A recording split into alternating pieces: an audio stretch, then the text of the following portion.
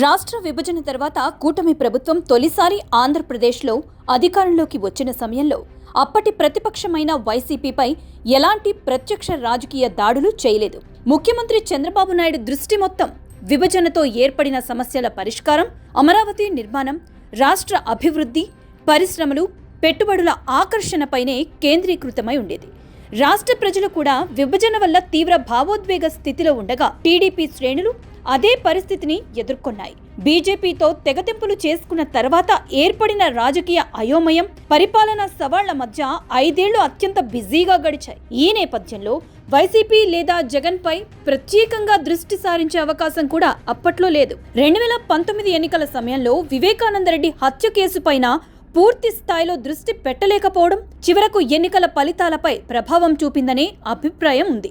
ఆ సమయంలో వైసీపీ జోలికి వెళ్లకపోవటం వల్లే జగన్ ప్రశాంతంగా పాదయాత్ర నిర్వహించగలిగారని రాజకీయ వర్గాలు విశ్లేషించుకుంటాయి. అయితే ఇప్పుడు పరిస్థితి పూర్తిగా మారింది.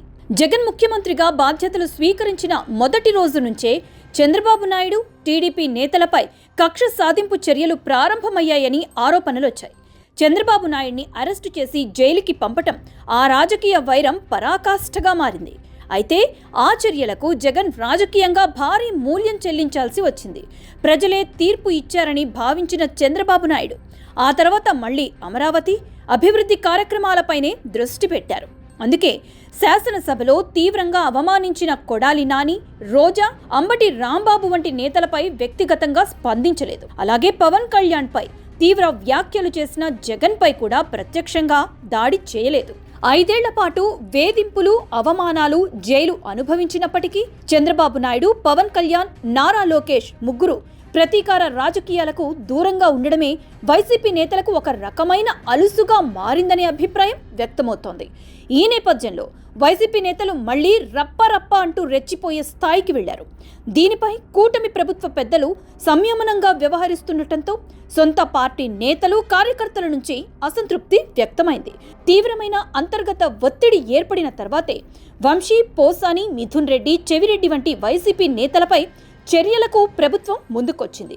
అవినీతి, అక్రమాలకు సంబంధించిన అనేక కేసుల్లో మరింత కఠినంగా వ్యవహరించే అవకాశం ఉన్నప్పటికీ తాము అధికారంలోకి వచ్చినది ప్రతీకారాల కోసం కాదని కూటమి నేతలు స్పష్టం చేస్తున్నారు. అయితే ఈ మెతక వైఖరే వైసీపీ నేతలను మరింత దూకుడుగా మాట్లాడే స్థాయికి తీసుకువచ్చిందన్న విమర్శలు వినిపిస్తున్నాయి.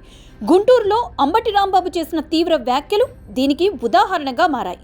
ఎంత రెచ్చిపోయినా సీఎం చంద్రబాబు నాయుడు పెద్దగా ఏమీ చేయరు, ఓ కేసు పెట్టి వదిలేస్తారు అనే ధైర్యమే అంబటి వ్యాఖ్యల వెనుక ఉందని రాజకీయ విశ్లేషకులు చెప్తున్నారు. కానీ ఆయన మాటలు టీడీపీ శ్రేణుల ఆత్మ గౌరవాన్ని గాయపరిచాయి.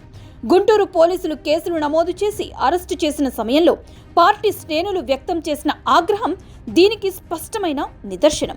ఒకవేళ కేసులు పెట్టి బెయిల్పై విడుదల చేస్తే ప్రభుత్వం వైసీపీని కంటే ముందుగా సొంత పార్టీ శ్రేణుల అసంతృప్తిని ఎదుర్కోవాల్సిన పరిస్థితి రావచ్చనే హెచ్చరికలు ఉన్నాయి. ప్రభుత్వ వైఖరి నిస్సహాయంగా కనిపిస్తే, రోడ్లపై అశాంతి పెరిగితే రాష్ట్రంలో పెట్టుబడులు పెట్టేందుకు ముందుకు వచ్చేవారు కూడా వెనకడుగు వేసే ప్రమాదం ఉందని నిపుణులు సూచిస్తున్నారు.